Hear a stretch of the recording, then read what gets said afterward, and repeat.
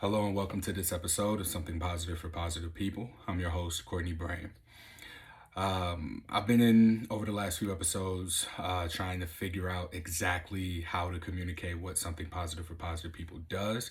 And as I've been getting feedback from people about how I've helped them, about how the nonprofit has helped them, what consistently comes up is the podcast. The podcast itself has been one of the most useful resources in helping people navigate their sexual health communication skills, as well as their communication skills overall, in order to help them have healthy relationships. So I'm looking to figure out a way to integrate that into the mission statement so that this can be seen as an organization that, while yes, we primarily serve people who are living with herpes, what we're doing is bringing those lived experiences of people who have tested positive for a sexually transmitted infection. We want to integrate that into STD prevention efforts as a way of minimizing the possibilities of new transmissions and infections just through communication. This is a major component of STD prevention that I feel is completely underserved.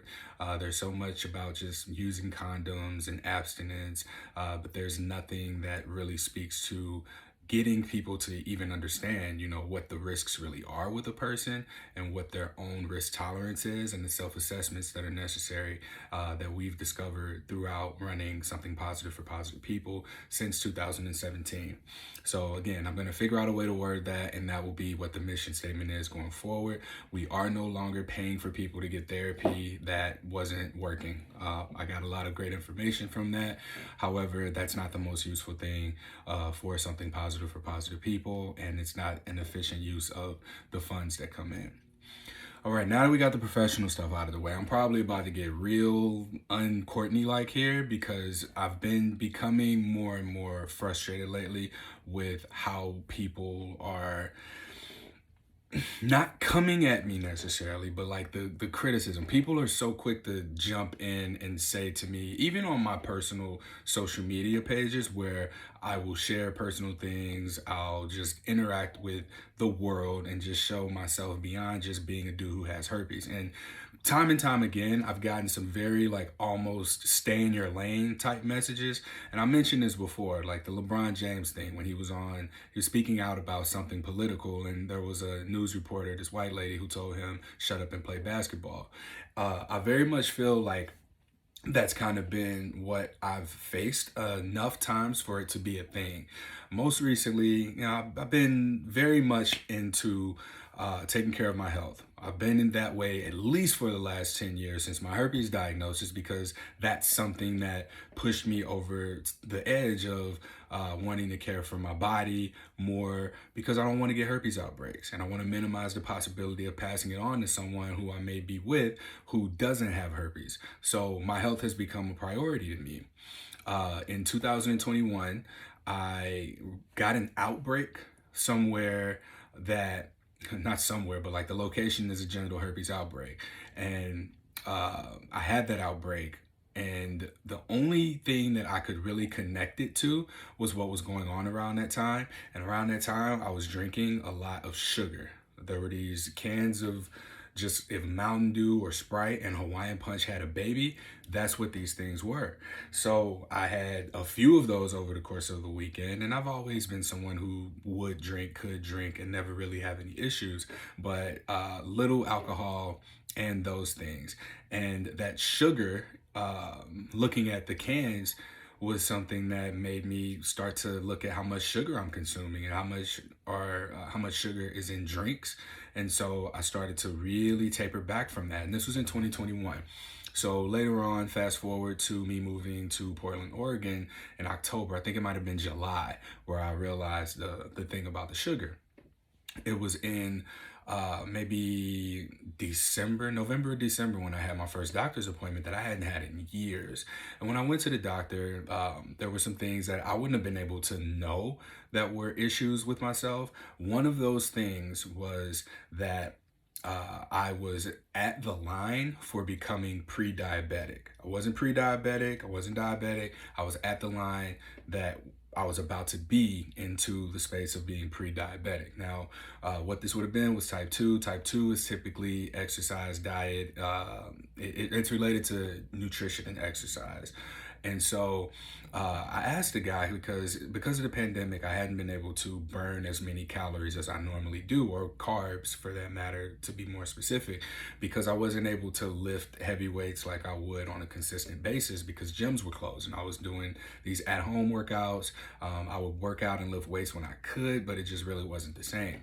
So it took for me to get back into it and understand, like, all right, well, as long as I'm working out and I'm lifting heavy and I'm burning off those carbs, because carbs turn into sugar, sugar turns into fat. It had like a multiple impact, a multi positive impact on me, because it wasn't just that I was trying to lose weight, it was more about me not wanting to get diabetes. And I know how diabetes works. I have my grandfather on my dad's side has it, my great grandmother on my dad's side has it, and I'm sure there's a couple of other relatives that have it, but I didn't even learn about that until recently. And then with the job that I have working as a standardized patient, we've had a few cases where the patient had diabetes, or was yeah, actually had diabetes. And I got to learn through these scenarios how diabetes works, and how what is it, the insulin that we produce works as well. So having that understanding, I wanted to not get diabetes. So I used to just work out just for the sake of being strong, and then my intention shifted. So my intention shifts, and now I'm not at the line of being pre-diabetic anymore.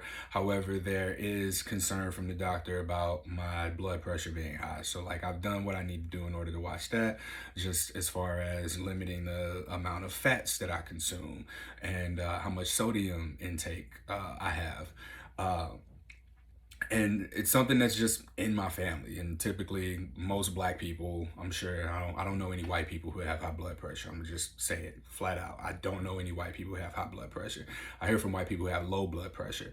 I don't know if they got to do with like how foods are seasoned or what, but I don't know any black people with low blood pressure. And if you are somebody, like, feel free to reach out and let me know, because I would like to hear your experience. What are you doing so we can counter each other and get healthy together?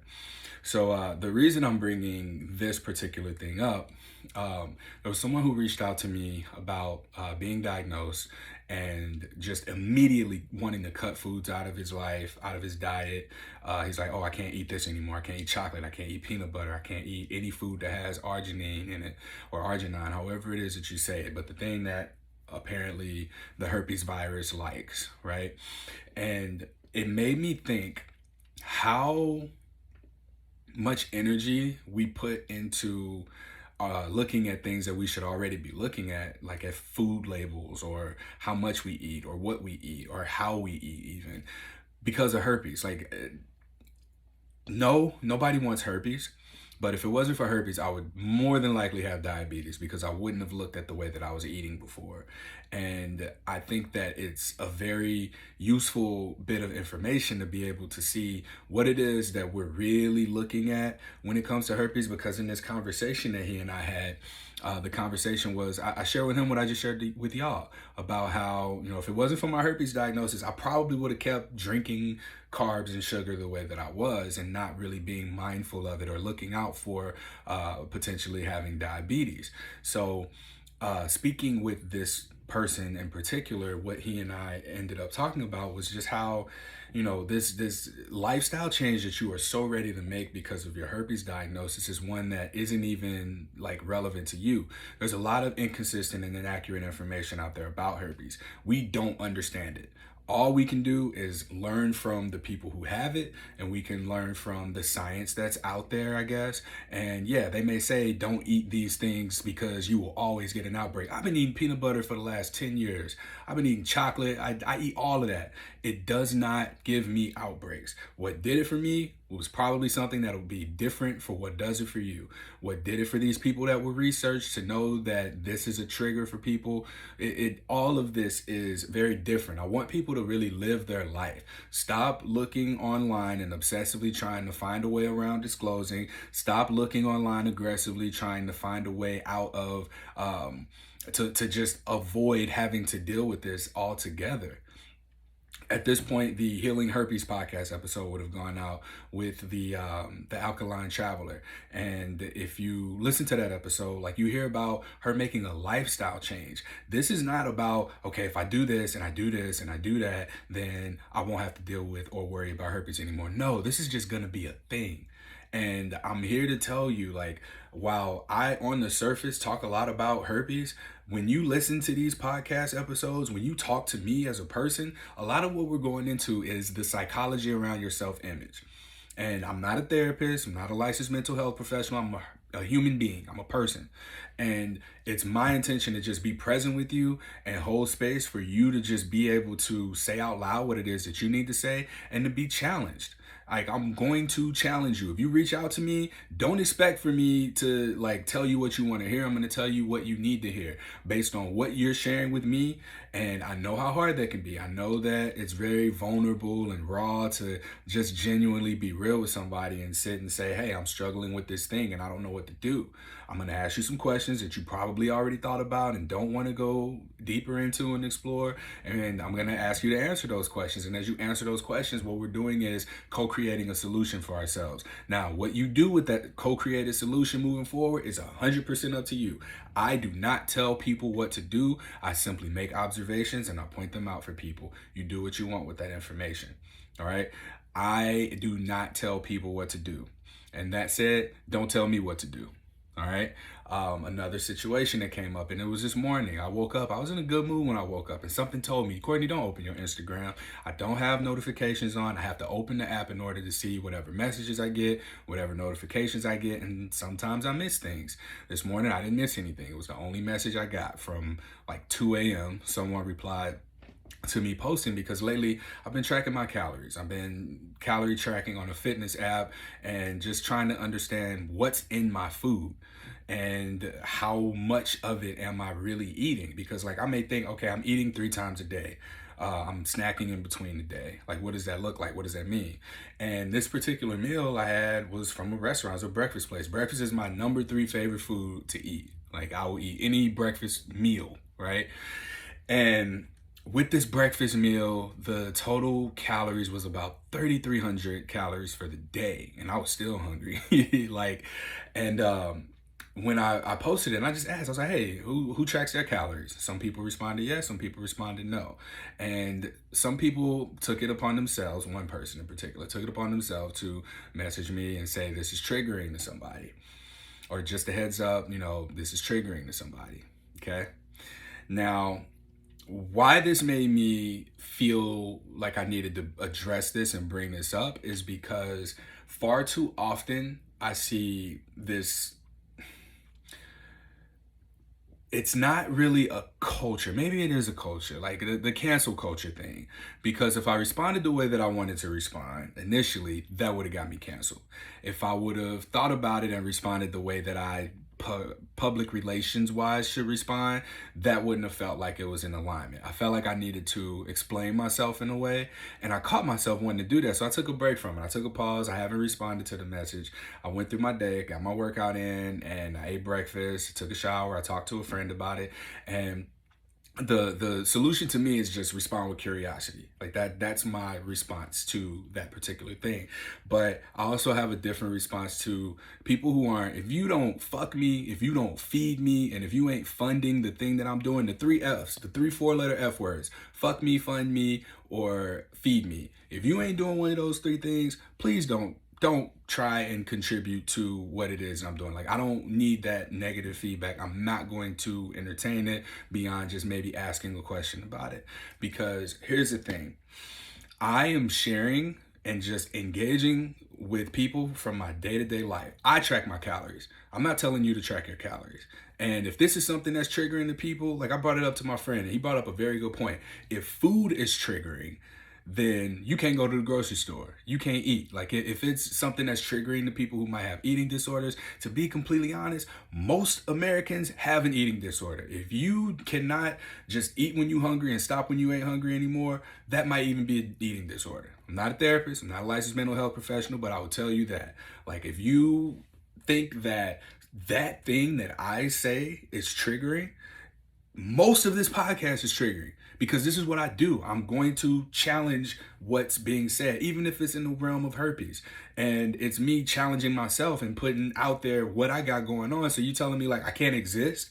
Like I only need to exist in the world of herpes. Like if I'm going to say something, it needs to be something that everybody agrees with. If I'm going to say something, it needs to be something that doesn't challenge people. No, like that's probably how a lot of us even got to wherever we are in the first place, of being not happy with where we are. I'm excited about having something to look forward to now. Like, all right, I'm enthusiastic right now about the fact that I'm learning something about myself. I'm learning about food, and I've never had that before. So for me to, well, I've had it before, but like in the way that I am now. Before it was just, all right, I want to not get outbreaks. Now it's, I don't want to have diabetes. I don't. And so to say that it's triggering for me to say out loud what I got going on, like what are we just supposed to not connect with people? So it's very frustrating to me when people try and like come in and tell me, you know, this is what you need to do. Now it's different. I've had people like offer suggestions and observations for me about the podcast, about how it can be better, how it can reach more people. But to be completely honest, I'm talking to one person at a time. When a topic comes up, if I'm interviewing somebody, I'm talking to that person. I may be talking to them for others, but I'm talking to that person. When I do these solo episodes, I am talking to one person, and that one person is going to be the person who gets it. I can't talk to everybody, not at once. I might be talking to one person who's on one end of the spectrum of thoughts and beliefs. I might be talking to another person on the complete opposite of that.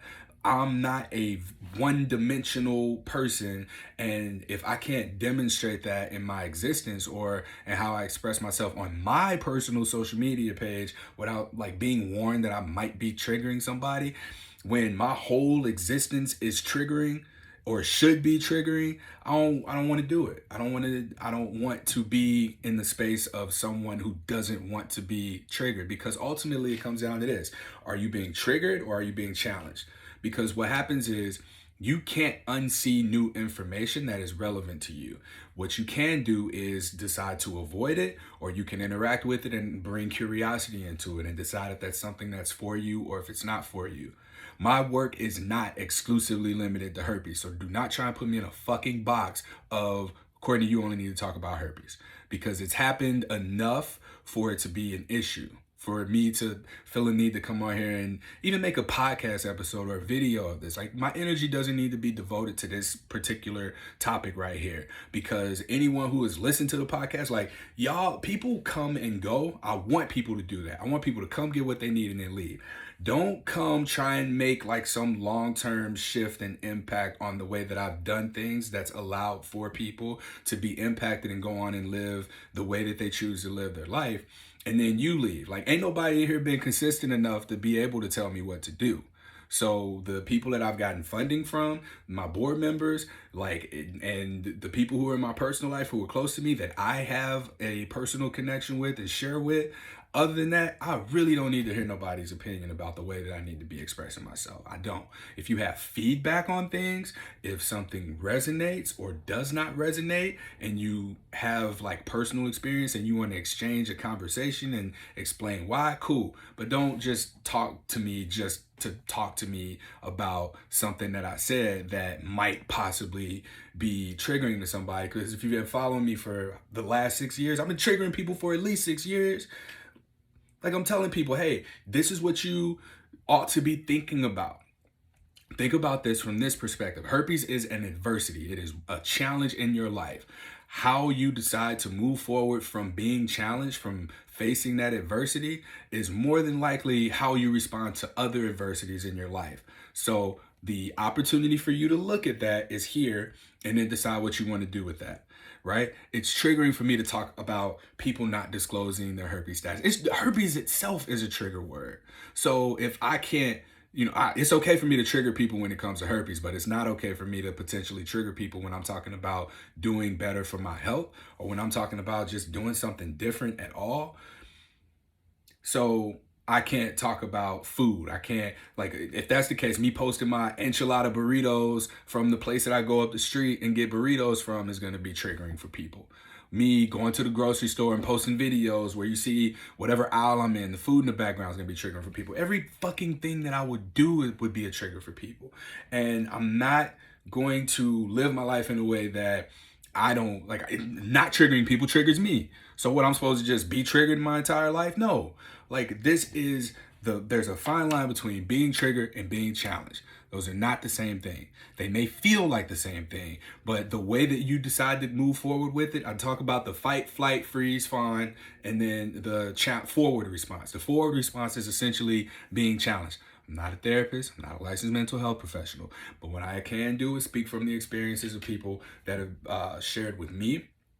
And that forward response is essentially like I am challenging the level of intensity of whatever emotion it is that is inside me about this thing, and I'm going to move forward through it and figure out what it is, like what's there for me to learn from, what can I take away from this experience. That's how I live my life, and that's how I hope to be able to set an example for other people to be able to live their lives. Otherwise, we're going to be held hostage by whatever it is that is an adversity that triggers us, right? Getting herpes was triggering. Having sex with a person and then that person not being okay with me having herpes is triggering. Me saying things out loud on social media, being at a concert can be triggering. All this shit can be triggering. So I'm not about to modify the way that I communicate and do things all because somebody might be triggering or be something I say might be triggering. That is the goal of me being here. If I'm just telling you what you want to hear, what you gonna donate for? What do you get out of this? If I'm just telling you what you want to hear, if I'm telling anybody just what they want to hear, no. I very much appreciate, the feedback that I get. If there is a genuine criticism about something with the podcast, the quality of the production, the volume of my voice, those kinds of things, bring me that. I need that because that is going to help me be better. How is people might be triggered by you sharing that you're making a lifestyle change, like because they can't do it too?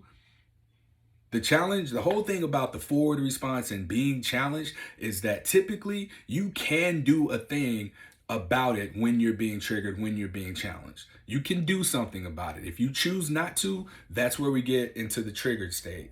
But when you choose to do something about it, that's where we get into the challenge state. And it's going to be challenging to choose to do or not do a thing, but you have the choice. Choice is the difference between being triggered and being challenged. When you are triggered, you are maybe out of alignment with choice. When you are being challenged, you can choose, okay, I'm going to respond this way, or I'm going to choose not to respond at all. But either way, you are choosing a response when you are challenged. You might not be choosing to respond to anything at all when you're triggered. And even no response is a response. But if you are consciously aware and being challenged by something and you want to see a different outcome, make the change. But if you're here and you're not triggered, then you probably shouldn't be here. This ain't the podcast for you. If you're not initially triggered and then finding yourself constantly willing to work through it to the point where you are challenged, then this ain't the podcast for you if that's not the case. Everybody who listens to this podcast should be challenged to do something. Give yourself something to look forward to. I have something to look forward to. And while I can't say that I'm really caring about the weight loss, but you know what? No, I take that back. I think I just caught myself trying to like people please here. Like I do want to fucking lose weight. I do. I don't want to be on blood pressure medication. I don't want to fucking have diabetes. I have no reason to be 240 anything pounds anymore. I don't play football. I'm not pushing around 300-pound people. And I'm eating in the same way that I did in a way that doesn't serve me anymore. There's no need for that anymore. Like I don't have to consume 5,000 calories in a day, arguably 10 with some of the meals that I was eating. But no one taught me how to eat outside of that window of which I had a nutritionist that was like, all right, hey, he got me on a track of just eating better. And that was enough for me at the time. But now I need something different. Over time, that's just what we're going to need. I'm about to be 35 years old. I want to set myself up for success because health is a priority to me now. Herpes ain't a priority to me, my health is. And as a secondary effect of me taking better care of my overall physical health, the herpes becomes less significant because I'm prioritizing my workouts and I'm prioritizing the way that I'm eating. And losing weight, I would love to see what I look like 10 pounds down, 15 pounds down. Like, how is that gonna look? And don't try and like, I'm not even finna play stupid here and act like my physical attractiveness has not contributed to my success through something positive for positive people. Arguably, even any of the jobs that I had. I know people who've only donated because we've like exchanged some type of flirtations or some sort of networking. People don't generally care to even spend time with somebody that there may not be any physical attraction to. I'm very much aware of that. And so for me to just be oblivious to that and act like that has no influence over my desire to perhaps lose weight or perhaps like allow for myself to be more physically attractive or take care of my body in a better way that is physically appealing, that'd be me lying. That'd be me lying to myself. That'd be me lying to y'all. So I'm doing this, okay? And when I'm doing a thing, if I'm feeling compelled to, I'll post it to social media. I have very much delayed gratification because I am only on social media when I'm on Wi-Fi. So if I'm out and about and I'm doing some things and I'm enjoying the world, I might take pictures with every intention of posting it, but I'm not. If I forget, I forget. And if it's something that's important, then it gets posted. To me, I felt like, oh, this was something that was an aha moment for me. I was very excited. And for those who've been listening for a while, one of my things was that it's been very difficult for me to express excitement because of fear of disappointment. And all this did was just kind of validate that. Like, I'm excited about this thing. I just learned how many calories are in this meal, how much I'm eating, and oh, I don't need to eat that much. Hey, y'all, do y'all do this too? And then I'm like swatted down basically by somebody's being like, hey, this might be triggering to some people who have eating disorders. Again, anybody who can't eat when they're hungry, stop when they're not hungry, might have an eating disorder. All right, so that's that. Like, I don't care about those things. Like, if someone is going to be what's if somebody's going to be upset by something that I say, all right, let's talk about it. If you are the person who is upset by something I say, talk to me about it. But you're not gonna dim my light at all and my excitement. I'm not having that shit anymore. You know how much work I had to fucking do to get to this point with being okay with who I am and being willing to say what I feel and be able to communicate the way that I communicate. I had to go through years of just living. Years of just like living and going through the discomfort and just challenging myself and being triggered enough to the point where it was like, all right, like I need to challenge this. Not just herpes, not just my relationship to rejection, not just my relationship to my body, not just my relationship to my mental health or my family or the people around me or the relationships that I have or the work that I have, the passions that I have, my own emotions, right? All of these things have been things that I had to go through being triggered at some point initially by, but I've been willing to, again, put my life on display for people to be able to see that if you are in fact triggered, one thing you can do is trace that trigger to the trauma and then move forward, deciding how you want to deal with that. And it is a challenge. It is a challenging thing to do. I've done it. I'm doing it. I do it. Whenever a situation comes up where I'm feeling myself be maybe triggered or whatever, and I'm like, okay, what's here? Let's look at that. Everybody may not have that, but everybody has the ability to choose. Everybody has the ability to choose how you want to respond to a situation, especially if it's something that happens a second time. So again, I am going to trigger people. If you are here and you are not triggered and you don't eventually adjust the knob from being triggered to challenged, there's nothing I can do for you. Please go and find one of the other channels. Find one of the other podcasts. Find one of the other self-help resources, because this ain't gonna be for you and this ain't for neither of us. So if you want to tell me what to do, please feel free to make a donation. Feel free to make connections and recommendations for me to have opportunities to continue running something positive for positive people. If it's something that's personal, I'm gonna be honest, I don't want to hear it. If you ain't doing one of those 4-letter F words in my life. So I mean, that's where we are with that. I mean, I think that that's enough that needs to be said. But closing all of that out, man, I really wish that people would just live your life. Don't let this data that exists tell you how you need to do things, how you need to eat, how you need to drink, how you need to make all these lifestyle changes around your herpes diagnosis. There are probably so many different lifestyle changes that you need to make for yourself that have nothing to do with herpes.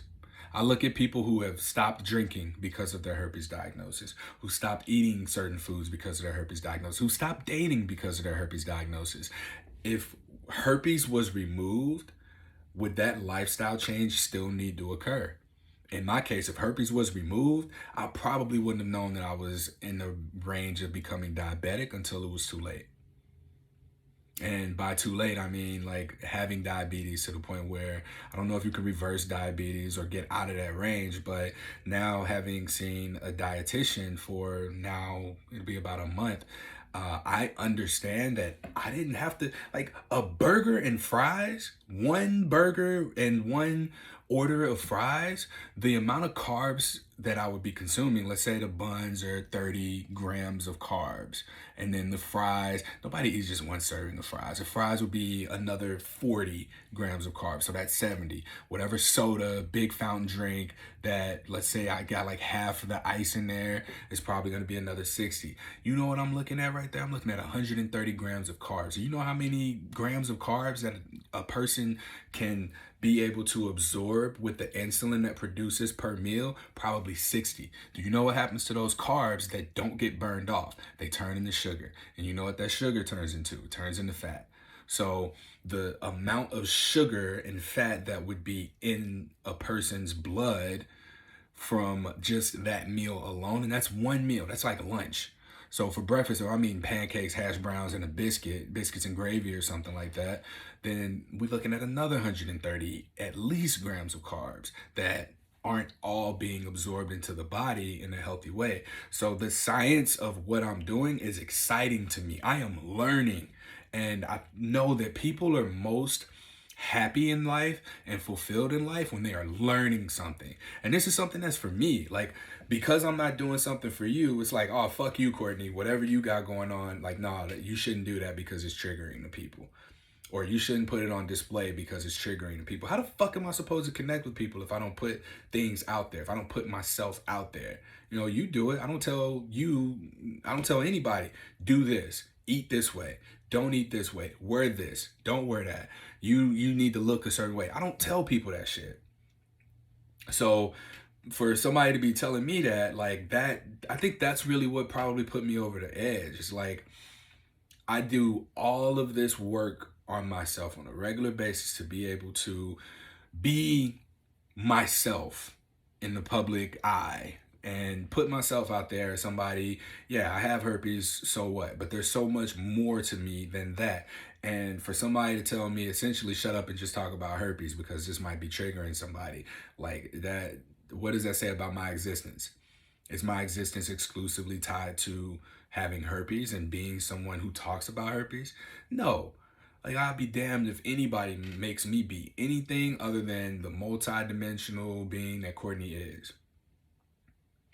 So, again, I say, everybody, please live your life and make changes accordingly to what fits for you.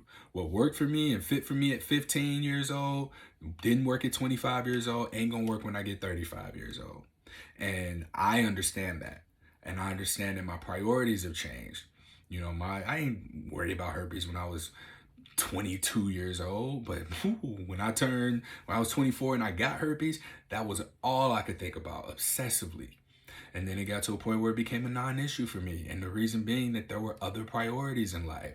I gave myself something to look forward to. I have things to look forward to. I'm learning things. I'm growing through my own experiences of just looking at what's around me and deciding, okay, you know, I'm curious about that. I got curious about my health, and I'm excited that I'm curious about my health because there's something that I'm learning. Like, this is what's becoming more important to me. Health is becoming more important to me. Family is becoming more important to me. So next, I'm gonna get kicked out of the sex positivity world because I'm looking at things like being and having a family. Like, fuck this cancel culture shit. I am very anti-cancel culture. Like, people should be able to express themselves, and if ain't nobody physically harming anybody, what's the problem? Words have whatever impact they have. All right, I get that. And when words get to a point where they start to cause physical harm, all right, we can have a conversation. But aside from that, like, I'm not gonna stop triggering people. And I'm making this as a video as well. If you're someone who's listening to the podcast, there's gonna be this video on my website, SPFPP.org, for people to be able to see, man, I'm dead ass serious when I say this stuff.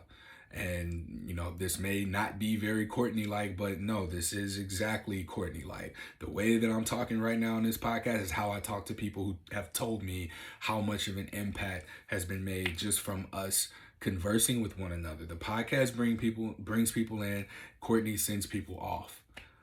And the reason being that people don't need this. People don't need this podcast. If there is someone who is listening to this right now who, I've had people tell me that this podcast has been a lifeline for them. I very much appreciate that, but there will come a day where you don't need me anymore. And it's going to be the day that you decide that something is so much more of a priority to you than your herpes diagnosis. And maybe that'll be some of the self-help stuff that's on here that I share. I always recommend these two books, Psycho-Cybernetics by Dr. Maxwell Maltz and Letting Go by David R. Hawkins. These two books have really helped me understand the psychology of the self-image. And so I can speak to going from being triggered to being challenged, because the whole idea of like be yourself and trust yourself, that's cool. But to understand the psychology of it, that's completely different. Like, the fact that who we are is validated consistently by our behaviors. Our behaviors have the power to reframe our beliefs. Our beliefs are what tend to structure our behaviors. And when we get to a point of challenging that and we recognize that there are and can be inconsistencies between our behaviors and our beliefs, that's really where we start to see outcomes that we want. But we got to be willing to be triggered. We got to be willing to be challenged in order to look at that shit, man. Like, this is so much bigger than herpes. I shit you not. This is so much bigger than herpes. And to be completely honest, herpes is it's so much more of an insignificant part of my life these days that I put maybe an hour now into the podcast. If I have a guest, let's say 2 hours between vetting and getting them organized. I don't edit the podcast episodes unless I absolutely need to for some reason. If there's a technical issue, if there's some sort of lag, or if the guest asks me to remove something. But like, I'm in whatever my flow state is for running something positive for positive people. And part of that being that this podcast is supposed to trigger people. This podcast is supposed to incite change in you. I'm not going to be the one to tell you, hey, do this. This is what you need to do. I'm going to have conversations with people about what they have done, what they are doing, and leave you with the opportunity to reflect on that and decide if that's something that's for you. It's either for you or it's not for you. And then you can go on to the next episode, or you can go on to the next resource. But all in all, I want for people to understand that this is not exclusively about herpes. It's not. It's not about herpes exclusively. That might be what brought you here, but hopefully what's keeping you here is the fact that you're experiencing some healing that's occurring, and you're more so connecting with your self-image, and that you're able and willing to look at the psychology of your self-image. Because that's where you're going to begin to awaken this challenge response, this forward response, where you would normally be triggered, and then be able to move forward in a way that allows for you to get the outcomes that you want out of life. I'm doing it, and I'm putting it on display. And if it's triggering people, yay, great. I'm happy to be triggering people. I want for you to be triggered. I want for you to move forward through that and then challenge yourself. Everybody in here who has been here in a while, because I've triggered people and this wasn't for them. And I just showed up having conversations with them just like this.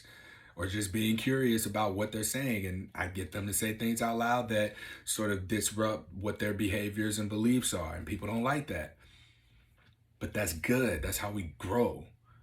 That's how we evolve. And evolution is one of my core values. And if that's not what's happening, like even with me, like I went from, all this talk about dating and being able to sleep with whoever you want, whenever you want, however you want. And just like my priorities are not the same as they were when this podcast started. And if you're not seeing any evolution out of this, then I'm doing something wrong. I'm not challenging myself. So I challenge myself and I put that out on display for other people to see that it can be done and for y'all to be able to go, maybe I can challenge myself. I see Courtney did this thing. Courtney's doing this thing. Maybe I can do it. Like, allow for this to enter your framework for what it means to expand as a human being. Like in our collective consciousness, however you talk to yourself, or whatever it is that you believe about a higher power, or whatever it is that connects us. If one of us does it, any of us are capable of it. That goes from the good things to the bad things. If we can think it, if it's happened before, it is very much in our range of perspective in order to make that thing happen. And what I'm here to tell you is that you can tap into the psychology of your self-image and get the outcomes in life that you want. But you got to be willing to be triggered. You got to be willing to challenge those triggers. You got to be willing to challenge your beliefs with your behaviors. The easiest thing that we can do is change our behaviors. You know why? Because that is a choice. I choose what goes into my mouth. I choose what foods I'm consuming. And for that to be even, a choice, like that's a luxury for a lot of people these days. For me, that 33, whatever 100 calories that I had in that one meal, a small family would have been able to eat in a meal or a day, even in some countries, man. You know how fucking privileged it is for me to be able to say, oh, I had 3,300 calories in this meal. And I don't need to. Like, people talk about environmental waste and shit like that. Like, that's wasteful. I don't need 3,300 calories in a meal. Especially if I know that I can do with 15, 20% of that and still like function efficiently. So that's my journey. That's my choice. That is the thing that I'm choosing. I am choosing to reduce my waste and my toxic footprint and the amount of shit that I add to the sewers because I'm eating more appropriately or more healthily what it is that aligns with what my goals are for my personal health. And if this is one way that I can do it, if it triggers somebody, all right. If it's triggering you, then you see that it's something that you could be doing. If it triggers you, why? Why does it trigger you? Talk to somebody. Talk to somebody if that's the case. I'm very glad that I got to get that out there because, again, like, I think people really do rush to make changes in relation to herpes that probably should have been made before the herpes diagnosis. Or probably wouldn't have even been influenced had it not been for the herpes diagnosis. And I'm a living example of that. I had no reason to look at how I was eating. I had no reason to look at my exercise. I had no reason to look at any of that until the possibility of me having diabetes was a thing. So I make my lifestyle change and I decide that that's what fits for me, at least in this moment. Maybe things will change later down the road. Who knows? But I like where I'm at. And I heard Miles Cunningham he said, a lot of times men do this thing where we won't say what we want because we've been shamed into believing that what we want is a bad thing. And shout out to Miles Cunningham, man, because this was the realest shit I ever heard. It's like, what we want is a beautiful thing. What you want is a beautiful thing. I'm here to pass that message through to you. What you want is a beautiful thing. And again, I didn't say this. This was Miles Cunningham, in case anybody try to chop that up and be like, Miles, he said your shit. No, because I needed to hear that. What I want is a beautiful thing. What you want is a beautiful thing. I want to lose weight. I want to be healthy. I want to be happy. I want to have a fulfilled life. I want to continue to make an impact through the work that I'm doing. And in order for me to do that, number one thing I got to take care of is my health. So for me to be like shamed and judged and told that I might be triggering people, like if I stop fucking living my life and stop allowing for myself to believe that what I want is a beautiful thing, then the bigger picture of other people still receiving the quality of support that they're getting from me because of me being willing to be myself and put myself out there is going to diminish, making my purpose and my point of existence be less prevalent. That's not what I want. What I want is for people to be triggered and move into the space of being able to look at themselves as being triggered, to look at themselves as being challenged. That's what I want. And that's a fucking beautiful thing. Again, shout out to Miles Cunningham. All right, now that concludes this episode of Something Positive for Positive People. I thank you for listening. If you managed to make it this long and you did get a little triggered, thank you. Thank you for being here, because you're one step closer to being able to challenge those very things that might have triggered you, because there's going to be something to learn from them, I promise you. And I want for you to continue to do that for yourself. Again, I'm not going to tell anybody what to do. I'll give you objectively things to work with, and you can choose from there. I want to empower people with the ability to choose, and the understanding that that is something that you can and will do. You will be able to choose. Choose your responses. Choose your behaviors. If you want to reshape and reframe your beliefs around something, then make that choice. Download that audiobook, Psycho-Cybernetics by Dr. Maxwell Maltz. In the opening chapter, he even talks about the psychology of the self-image. That is probably more important than people say, you need to know yourself and know who you are. I think that it's more important to understand that psychology of who you are, because then you can get to knowing who you are in a much more efficient way, because you understand like how your actions, how your character, how the words you use, the things that you do, the habits that you form, the patterns that you have are influencing your identity, your self-image, and who you are. All right. See you on the next episode. And if you haven't already, please consider making a donation to the organization, sexual health communication, and integrating that into STD prevention, whatever that looks like in the future. Like, that's where my efforts are focused on right now. I'm still interviewing people living with herpes and the other STIs, but I think it's getting to a point where we're winding down from that and then taking this into a space where we can have much more of an impact than just on an individual basis. Stay tuned for the next episode, because I think what's next is I have to speak on the herpes support groups, because I need y'all to get involved. The admins of these groups that exist right now, like Courtney Brame has a presence in the media, is essentially famous for having herpes, and there's no impact in that. A couple of people might reach out to me and get some support, make a donation, whatever. But I think it's important that I next talk to or about these herpes support groups that exist out there, even Positive Singles as it exists out there, where it seems like, these places, these spaces, they have their place for people, but it's not helping with any sort of momentum of getting anything resolved to where people don't need those things. I would love for people to not need something positive for positive people anymore. I would love that. And I genuinely believe that there will come a day where it has to stop, whether it be because I decide, all right, hey, I'm finna quit enabling y'all mofos to not do anything, or it's gonna be that there's just no need for it anymore. I would love for one of those things to happen, but I don't see it in the foreseeable future, in the near future, let me say that. All right. Till next time, I'll talk to y'all.